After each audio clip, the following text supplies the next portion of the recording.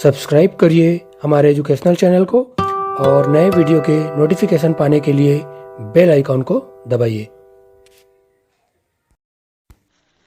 आज के वीडियो में हम प्रकाश का अपवर्तन, रिफ्लेक्शन ऑफ लाइट, इसके बारे में जानेंगे। अगर इसके पहले का वीडियो जो हमारा प्रकाश अवतल दर्पण से प्रतिबिंब का बनना, उत्तल दर्पण से प्रतिबिंब का बनना, इन सभी को आपने नहीं देखा है तो आई बटन में जाकर या डिस्क्रिप्शन में जाकर आप देख सकते हैं। तो चलिए शुरू करते हैं आज का वीडियो। प्रकाश का अपवर्तन। हम सभी जानते हैं कि पारदर्शी पदार्थ क्या होते हैं? पारदर्शी से स्पष्ट होता है जिसके हम आर पार देख सकते हैं। तो पारदर्शी पदार्थ जैसे हवा हो गया, पानी हो गया, कांच आदि से हमें आर पार दिखाई देता है, क्योंकि प्रकाश किरणें क्या होती है, इसमें से आसानी से पार हो जाती है। तो ऐसे जो पारदर्शी होते हैं पदार्थ, उनको क्या कहते हैं? प्रकाशी माध्यम कहते हैं। तो इन प्रकाशी माध्यमों को मुख्य रूप से अगर इनकी सघनता और विरलता के आधार पर बांटे तो जो सघन है वैसे जैसे कांच हो गया और पानी हो गया, ये सघन होते हैं और उनकी अपेक्षा जो हवा होती है वह विरल माध्यम में आती है। आगे बढ़ते हैं, जानते हैं अपवर्तन। रिफ्रैक्शन क्या होता है? जब प्रकाश की किरण क्या होती है, एक प्रकाशी माध्यम क्या है, जैसे हवा हो गया, से दूसरे प्रकाशी माध्यम, मान लीजिए पानी है, दुधिया पानी, यहाँ पे प्रयोग के रूप में हम देख पाएंगे। तो दुधिया पानी में जब प्रवेश करता है या जाता है तब वह दोनों माध्यमों के संपर्क तल पर क्या होता है, थोड़ा मुड़ जाता है। और माध्यम परिवर्तन के कारण प्रकाश के इस तरह से मुड़ने की जो घटना होती है उसी को क्या कहते हैं? अपवर्तन या रिफ्रैक्शन कहते हैं। आगे हम जानते हैं, चित्र में आप देख पा रहे हैं यहाँ पे एक प्रकाश की किरण यहाँ से निकल रही है। यहाँ पुट्ठा से प्रकाश की किरण को एक बिंदु पर केंद्रित किया गया है, यहाँ से निकाला गया है। तो प्रकाश की किरण जब यहाँ से निकलती है, इस तरीके से यहाँ से निकल रही है, निकलने के बाद यहाँ पे कांच का ग्लास में एक दूधिया पानी रखा गया है। तो प्रकाश की किरण जब यहाँ से निकलती है तो कांच में जब प्रवेश करती है, तो कांच में प्रवेश करने के बाद इसका एक्चुअल में मार्ग, इसका प्रकाश की किरण का ये सीधा यहाँ ऐसा होना चाहिए। पर यह जहाँ पे यह माध्यम का जहाँ परिवर्तन हो रहा है, इधर का माध्यम वायु है, यहाँ पे आ जाता है कांच और यहाँ पे फिर पानी। तो माध्यम परिवर्तन यहाँ पे होने के बाद वह अपने मार्ग से क्या हो जा रहा है, मुड़ जा रहा है। फिर यहाँ से जाने के बाद यहाँ कांच से फिर वायु आ रहा है, तो यहाँ पे भी प्रकाश की किरण क्या हो जाती है, मुड़ जाती है। तो इस तरीके से हम देखते हैं कि गिलास से प्रकाश की किरण के पथ को अगर हम ध्यान से देखें तो माध्यम की परिवर्तन के कारण प्रकाश की किरण के पथ में आपको हमें क्या होता है, परिवर्तन दिखाई देता है। तो हम समझ सकते हैं इस उदाहरण के द्वारा अपवर्तन क्या होता है। आगे बढ़ते हैं,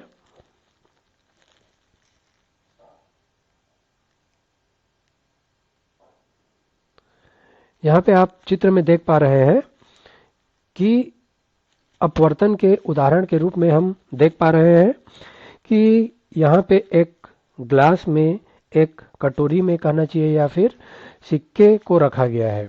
तो सिक्के को जब रखा जाता है और उसको एक आंख को हम इस बिंदु पर रखते हैं कि वह वहाँ से क्या होने लगता है, सिक्का जब पानी नहीं रहता तो हमें दिखाई देने लगता है। फिर धीरे धीरे आंख को इस बिंदु पर ले जाते हैं कि वह सिक्का दिखाई देना बंद हो जाता है। इसके बाद हम इसमें धीरे धीरे क्या करते हैं, इस कटोरी में या ग्लास में पानी डालते हैं, तो वह सिक्का हमें फिर वापस दिखाई देने लगता है। तो वह क्यों होता है? क्योंकि जो सिक्का होता है, चलने वाली प्रकाश की किरण क्या हो जाती है, पहले हमारी आंखों तक नहीं पहुंच पा रहा था, लेकिन कुछ देर बाद जब पानी के कारण क्या हो जाता है, वह सिक्का से चलने वाली प्रकाश की किरणें हमारे आंखों तक पहुंचने लगती है और वह सिक्का हमें ऊपर उठा हुआ दिखाई देता है। तो यह भी एक अपवर्तन का उदाहरण है। अपवर्तन के कारण हमें वह सिक्का उठा हुआ दिखाई देता है। या आपने दैनिक जीवन में अनुभव भी किया होगा कि कोई वस्तु जो होता है, रखा होता है पानी में, तो वह हमें मुड़ी हुई दिखाई देती है। यहाँ पे हम देख पा रहे हैं ग्लास में किस तरीके से एक पेंसिल रखा हुआ है और वह अपवर्तन की घटना के कारण ही हमें मुड़ी हुई दिखाई दे रही है।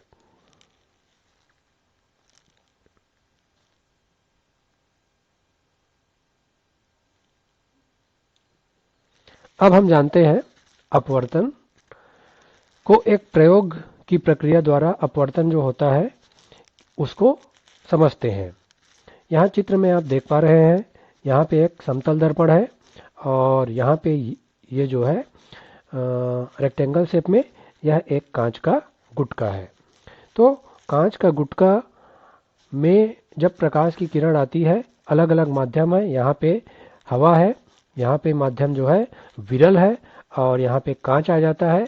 कांच हम जानते हैं कि हवा की अपेक्षा क्या होता है, सघन होता है और उसके बाद सघन माध्यम से फिर वापस विरल माध्यम में हम प्रकाश की किरणों को प्रवेशित करके देखते हैं। तो किस तरीके से प्रकाश की किरणों में परिवर्तन होता है।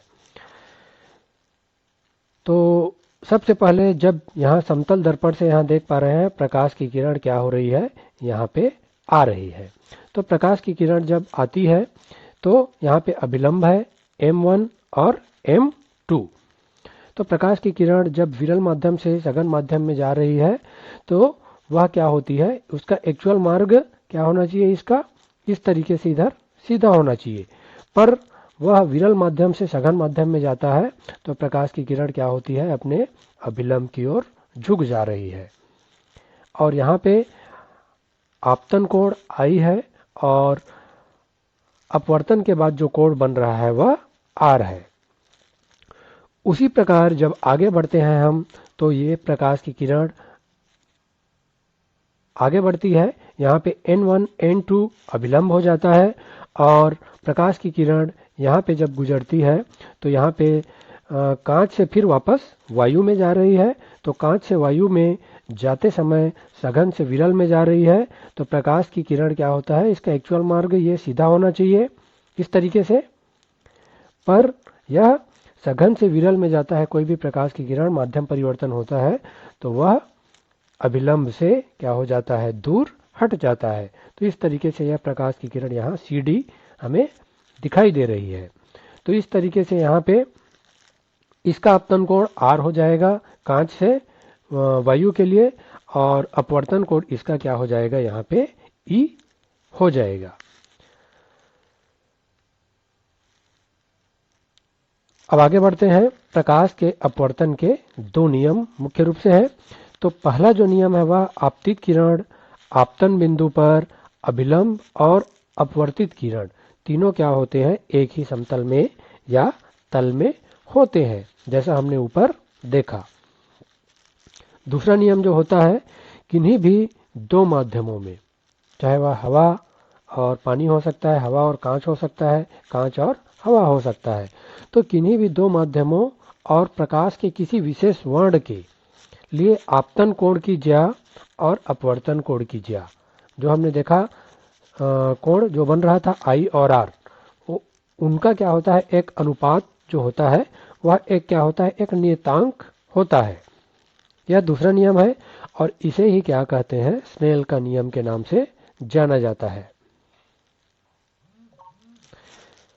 अब जानते हैं यदि आपतन कोण I हो, आपतन कोण जैसा हमने देखा था I और अपवर्तन कोण R हो, तो प्रकाश के अपवर्तन के द्वितीय नियम से अर्थात स्नेल के नियम से क्या होता है, साइन I बटे क्या होता है, साइन R बराबर क्या होता है, एक नियतांक होता है।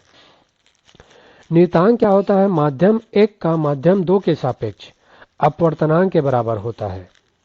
माध्यम 1 जैसा हमने ऊपर चर्चा किया, मान लीजिए कांच है तो माध्यम 2 हवा हो सकता है या हवा और कांच हो सकता है।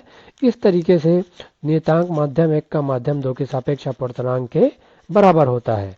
तो साइन I बटे साइन I R बराबर पहला माध्यम का अपवर्तनांक और दूसरे माध्यम का अपवर्तनांक। इस तरीके से यह स्नेल का नियम होता है। तो आज के वीडियो में हमने मुख्य रूप से अपवर्तन के नियम, उसके उदाहरण और स्नेल के नियम के बारे में मुख्य रूप से जाना। तो ऐसे ही एजुकेशनल वीडियो के लिए आप सभी हमारे साथ जुड़े रहिए।